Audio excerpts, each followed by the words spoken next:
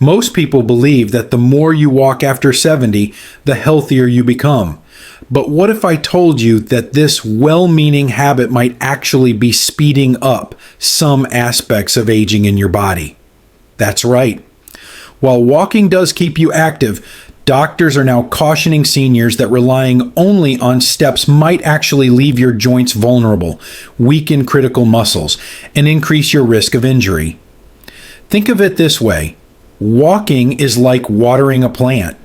Necessary, yes. But without sunlight, nutrients, and strong roots, the plant still withers. After 70, your body needs more than just repetitive motion. It needs variety, support, and targeted training to stay strong, agile, and independent. In fact, focusing too much on walking alone may increase joint wear, accelerate muscle shrinkage, and quietly lead to the very fragility you're trying to avoid. I'm Dr. Eli Morgan. In this video, I'll share 5 essential doctor-backed alternatives to walking that help seniors live longer, stay pain-free, and move with youthful energy. Stick with me. The last one may surprise you, and it could be the most important factor in how well you age. Before we jump in, if you're over 60 and interested in simple ways to protect your health, please consider subscribing and turning on the bell. I post evidence-based advice directly from my years of clinical experience, designed specifically for people in your stage of life. And if you're with me right now, just type yes in the comments so I know you're here and paying attention. It keeps this community alive and helps me tailor content just for you. All right, let's get started. 1. Strength exercises. Your body's aging shield. Walking moves your body, but it doesn't build it. After 70, one of the biggest silent threats isn't disease. It's sarcopenia, or age-related muscle loss. We start losing muscle as early as our 40s, and by the time we hit 70, it's a steep slope unless we intervene. Meet Helen, 72. She walked every morning in her local park, 5,000 steps a day without fail. She thought she was doing everything right, but one morning, as she tried to carry a grocery bag up 2 steps, her knee buckled. She fell. No fracture, thankfully, but it was a wake-up call. Her muscles had quietly weakened, even though she'd been active. Her doctor explained, walking doesn't engage your glutes, hamstrings, biceps, or core the way resistance does. Without regular strength challenges, even small ones, the body loses tone, function, and stability. Helen started small. Wall push-ups, water bottles as dumbbells, chair squats while brushing her teeth. In 6 weeks, her confidence soared. Her balance improved, and she even noticed she could open tight jars again. Something she hadn't done in years. Strength training isn't about bulking up. It's about preserving the freedom to move without assistance. Try this quick test. Sit in a firm chair and stand up without using your hands. Struggle? That's your cue. It's never too late. Muscle responds at any age. Even just 10 minutes 3 times a week of gentle resistance training can dramatically reverse age-related decline. And no, you don't need a gym membership or fancy machines. Your body weight, a resistance band, or even soup cans will do. If you're still watching and this message hit home, please comment strength first below. And we'll keep going. 2. Balance and stability. Avoid the number 1 injury trigger. Most seniors assume balance will naturally stay with them. After all, if you've been walking your whole life, why worry? But here's the truth. Balance is a skill. And like any skill, it fades without practice. And what's the number 1 cause of hospitalizations in adults over 70? Falls, not illness, not diet. Falls. Let me tell you about David, age 75. He's a retired bus driver. He used to stride confidently through his neighborhood. Then one afternoon, while stepping off a curb, his foot hesitated, and he nearly crashed onto the pavement. That moment shook him deeply. His doctor didn't recommend more walking. Instead, she gave him 3 balance exercises: standing on one foot, tandem walking, heel to toe, and sideways stepping with eyes closed. In 3 weeks, he noticed something huge. He stopped reaching for furniture as he moved around the house. Walking doesn't engage your vestibular system, ankle stabilizers, or your proprioception. That sense of where your body is in space. Want to test yourself right now? Stand near a counter. Lift one foot and try to balance for 10 seconds with your eyes open. Then try with your eyes closed. If you're wobbling, it's time to act. Balance training builds confidence, prevents injury, and quite literally keeps you upright. You don't need equipment, just intention. If you're still watching, comment "balance matters" below. And let's move on to the next area. 3. Flexibility and mobility. Because life happens outside a straight line. Walking keeps your legs moving, but it doesn't stretch you. And it certainly doesn't rotate your spine or loosen your neck. After 70, many seniors chalk up stiffness as just aging. But often it's simply underuse. Here's the story of Marlene, 78, who used to love gardening. Then one day, she realized she could no longer comfortably look over her shoulder while driving. It wasn't pain, it was restriction. Her joints were freezing up from lack of variety and movement. Her physical therapist didn't prescribe medication.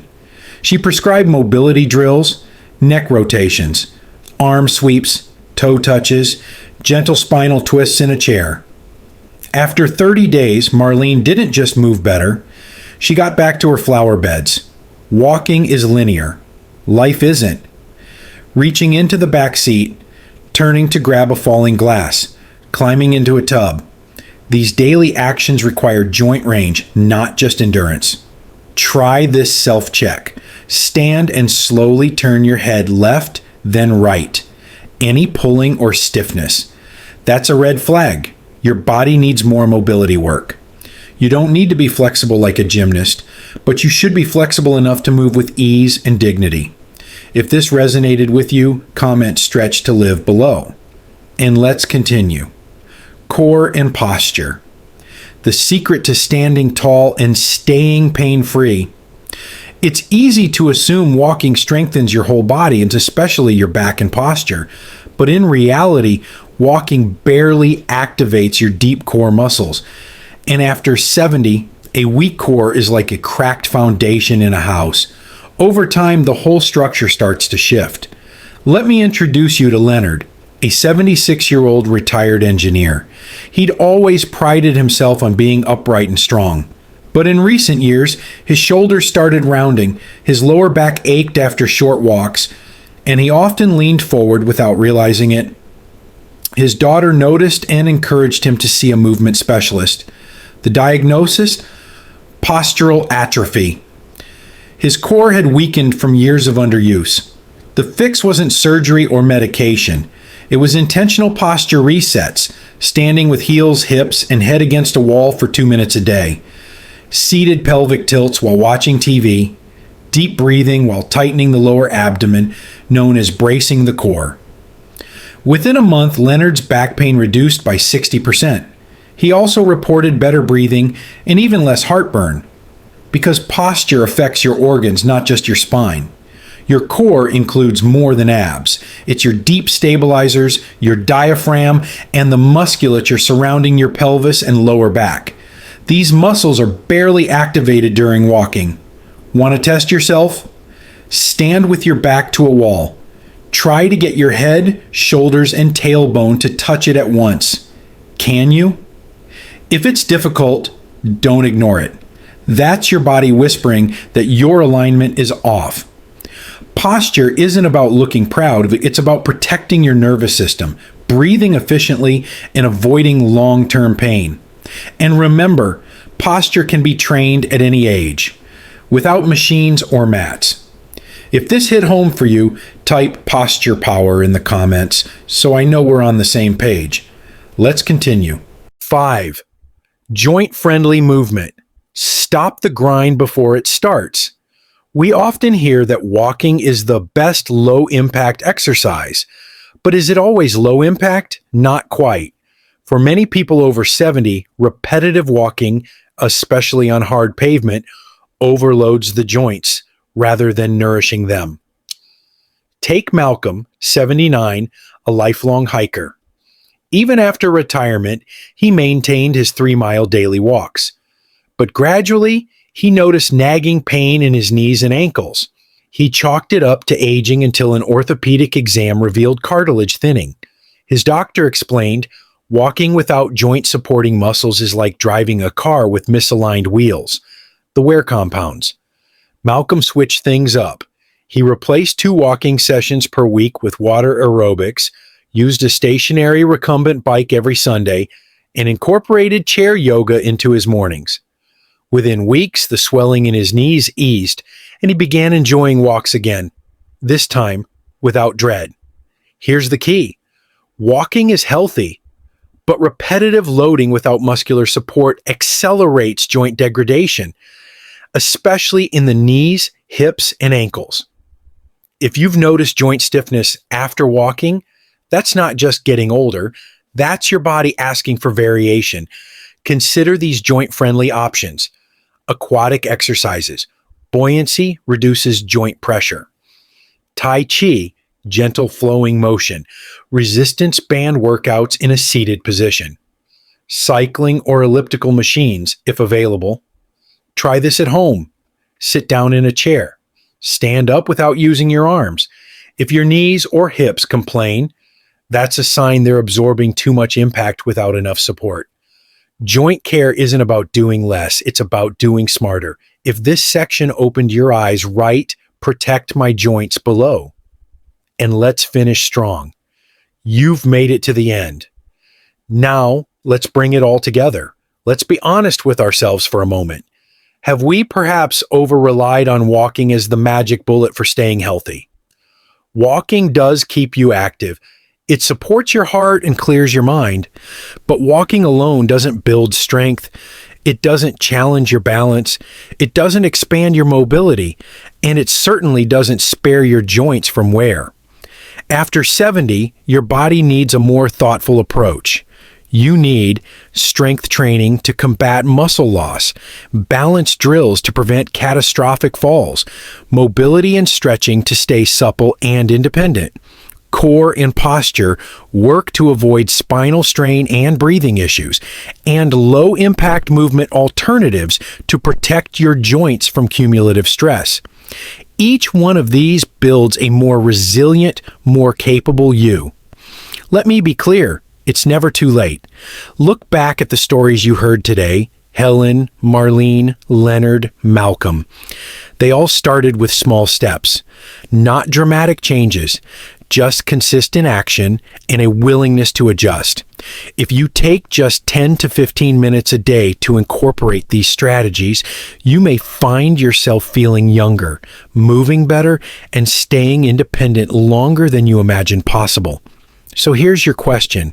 Which of these 5 areas will you focus on first?